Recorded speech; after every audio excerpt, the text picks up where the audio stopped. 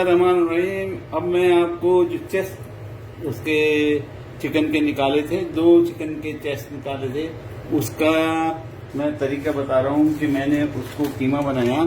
और कीमा मेरे पेज पे बहुत सारे पड़े हुए हैं, यानी किस तरह बनाएंगे, मशीन भी से भी बना के बता दिया और इस तरह कूट के भी बना के बता दिया। किसी थैली में रखे, थैली में फटेली थैली को एहतियात से अपने बेलन से, या अगर आपके पास हैमर है या किचन का हैमर है तो उससे कूटें, मोटा कीमा बनेगा। मैंने एक चिकन के 2 ब्रस्तों का मोटा मोटा कीमा आपके सामने मैं सिर्फ एक कबाब बना के दिखाऊंगा और बाकी को मैं बाद में बनाते रहूँगा। तो ये मैंने लाल मिर्चें साबित वाली को हाथ से कूट दिया, या आप उसको भी बेलन से कूट दें, कीमे को भी कूट लें। कीमे कूटने के बाद आप एक कबाब का मैं मसाला आपके सामने निकालता हूँ।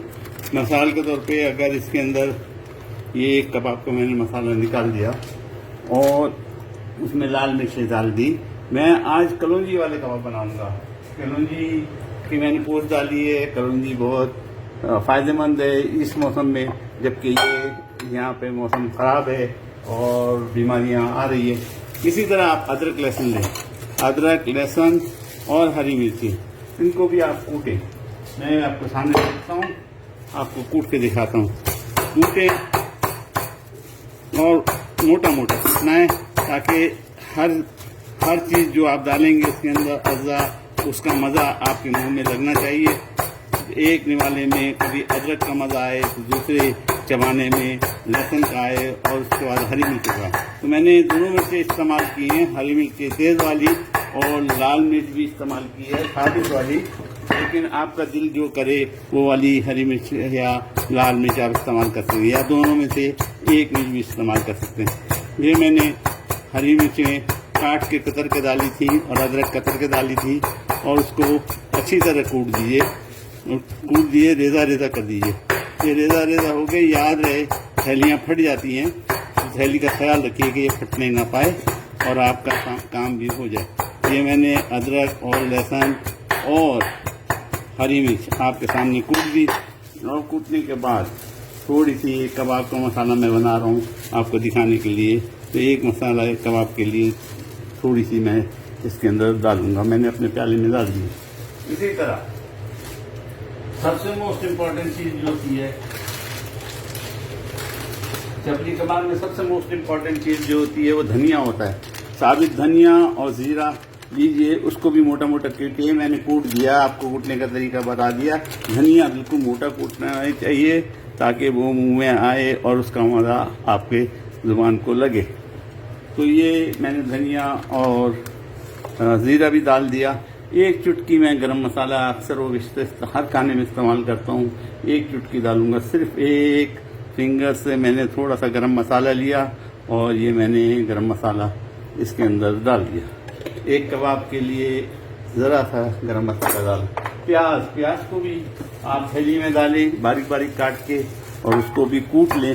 और कूटने के बाद मोटी मोटी कूटने के बाद आप उसको अंदर प्याज डाल दें। हमने अदरक लहसुन हरी मिर्ची लाल मिर्ची और ज़ीरा और धनिया अब तक डाल दिया। थोड़ी सी मैंने प्याज भी डाल दिया। इस वक्त धनिया मेरे पास इतनी अच्छी कंडीशन में नहीं है, लेकिन जिस कंडीशन में भी था इससे पहले कबाब के अंदर मैंने डाला था, तो वो मैंने इसमें धनिया भी, और अगर पुदीना हो तो 2-4 पत्ते पुदीने के भी डाल दीजिए। हर सामान जो होना चाहिए, हर जो अज़्ज़ा इसमें डलेगी वो मोटा मोटा डलेगी ताकि आपके खाने की चबाने के अंदर उसका मज़ा आए। हाँ, अगर पानी है इसके अंदर और आपको डर हो कि आपके कबाब टूट जाएंगे, तो डबल रोटी का टुकड़ा लीजिए और उसको या तो है ना ब्रेड क्रम्ब जिसको बोलते हैं, इसको पीस के बना लीजिए, या इस तरह डबल रोटी के टुकड़े डाल दीजिए और जो ताकि पानी डबल रोटी चूस लेगी और कबाब भी आपके नरम रहेंगे। अब मैं मोस्ट इम्पॉर्टेंट जिसकी मैंने पोस्ट डाली है, कलौंजी डालूंगा। कलौंजी जितना आप खिला सकते हैं बच्चों को, घर वालों को। ये आज की कोरोना वगैरह जो चीज़ें चली हुई है उनसे वो बचाती है।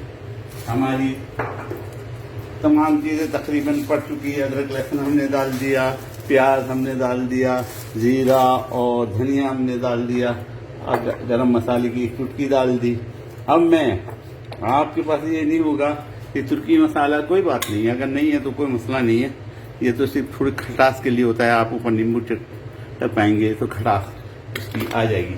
आखिर में हम इसमें थोड़ा सा नमक मिलाएंगे और ये हमारा कबाब का मसाला तैयार हो जाएगा। मैं तेल गरम करने के लिए चूल्हा ऑन कर दिया मैंने, ताकि फटाफट आपको दिखा के समझ में आपकी सारी चीज़ें आ जाए।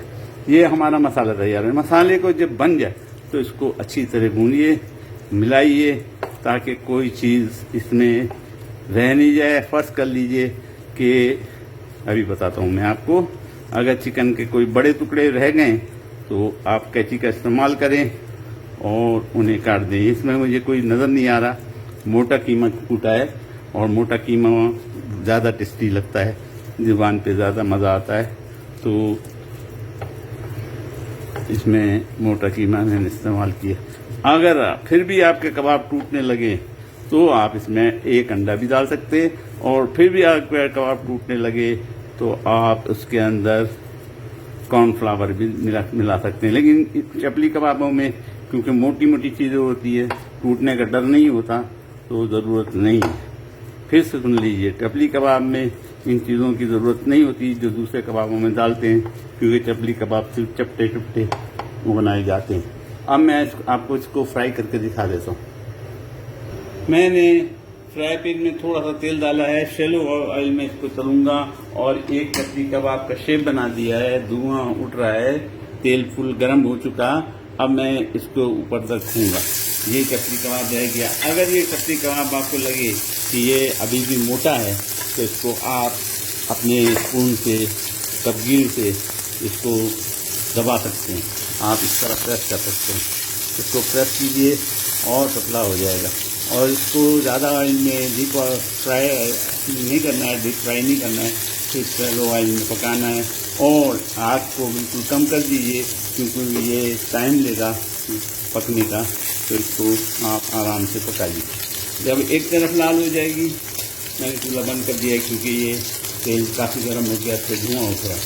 एक तरफ लाल हो जाएगा, एक तरफ पक जाएगा, तो हम इसको पलट देंगे। चपली कबाब की ट्रिक ये है, इसको कम ऑयल में पकाइए, और अगर मोटा है तो इस तरह दबाइए, ये प्रेस हो जाएगा इसका और ये बड़ा हो जाएगा।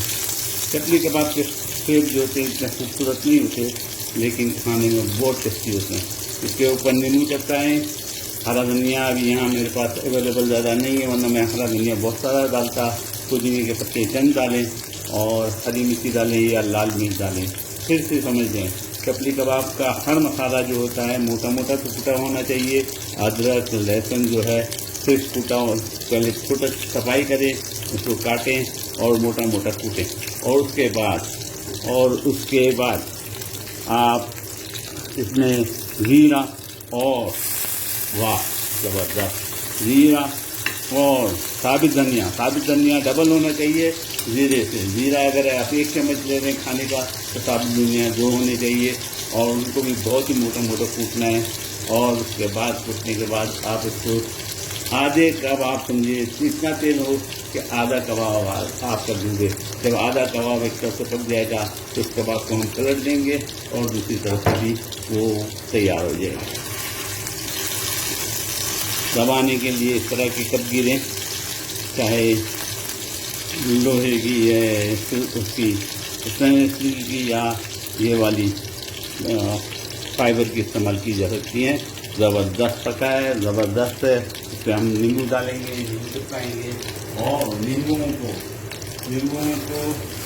कतले बनाने के बाद मैंने फ्रीज कर दिया है, ताकि वक्त पे नींबू मिल जाए। ये नींबू मेरे फ्रीज हुआ है। मैं नींबू को उसके हीट के ऊपर रख दूँगा ताकि ये पिघल जाए। इस हीट पे नींबू को भी रख दूँगा ताकि ये पिघल जाए, और बाद में नींबू टपका लूँ। चपली कबाब बेहतरीन खाना है। अब हमारा कबाब दूसरी तरफ भी तकरीबन हो गया होगा, लेकिन फिर भी हम इसको एक दफ़ा और पलटेंगे और इसको अच्छी तरह पकाएंगे, ताकि इसमें कोई कसर बाकी नहीं रह जाए। नींबू है, नींबू फ्रीज़र से निकाला और उसके टुकड़े को मैंने रख दिया। इसको पलटेंगे। नहीं, अभी एक तरफ हुआ है, एक तरफ नहीं हुआ। चूल्हा असल में मैंने बंद कर दिया था। चूल्हे को ऑन करें और हल्की आंच में पकाएं, इसको हल्की आंच में पकाएं। यह जब होने के बाद हम इसको सर्विंग के लिए निकालेंगे। सर्विंग के लिए सलाद बनाएं और आप कचुम्बर जिसको कहते हैं लोग इंडिया में कचुम्बर कहते हैं, वो बना सकते हैं या रायता बना सकते हैं और रायते के साथ भी खा सकते हैं। ये मेरी पोस्ट में हर एक में आवाज़ आती है, ये मेरी पोती है जुनैर साहिबा, बहुत तंग करती है। अभी दरवाज़ा मार के चलेगी, खोल के बंद करके चलेगी। बहरहाल मैं मादर खां हूँ, बच्चे हैं, बच्चों को चीज़ों को सहना ही पड़ता है। अब मेरा ख्याल है कि सारा दूसरी तरफ भी हो गया होगा। अभी हम इसको पलट के देखते हैं।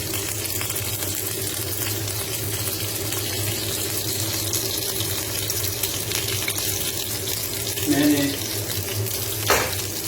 एक कबाब के लिए से प्लेट निकाल दी है और इसको हम निकाल के देखेंगे।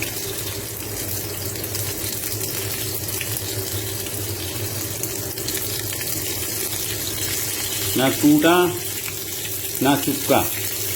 अगर ये चिपक रहा है तो आपका इसका मतलब है ऑयल गर्म नहीं है। ऑयल को फुल गर्म कीजिए, पलट के देखिए। ज़बरदस्त, बिल्कुल ज़बरदस्त। अब ये तकरीबन हो चुका।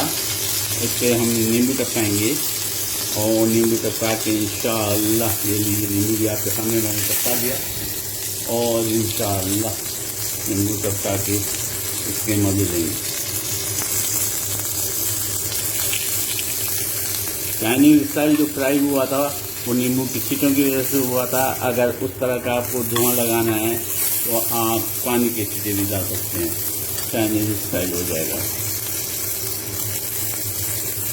मैंने चूल्हा ऑफ कर दिया है। अल्हम्दुलिल्लाह हमारा कतली कबाब तैयार हो चुका। हम इसको सर्विंग के लिए प्लेट में निकालते हैं और इसको आपको दिखाते हैं। ज़बरदस्त, माशाअल्लाह। ये देखिए दोनों तरफ ना टूट ना फूट और ज़बरदस्त। अब तोड़ के देखें, तोड़ के खा के देखें, ज़बरदस्त एकदम। तो उम्मीद है आपको समझ में आ गई होगी बात। उम्मीद है आप बनाएंगे और मुझे दुआओं में याद रखेंगे। मैं ज़रा भूख बहुत ज़्यादा लगी है, सुबह का मैंने नाश्ता नहीं किया। आज पहले पोस्ट तैयार कर रहा हूँ आपको दिखाने के लिए, तो मैं इसको खाता हूँ। आप मुझे दुआओं में याद रखें।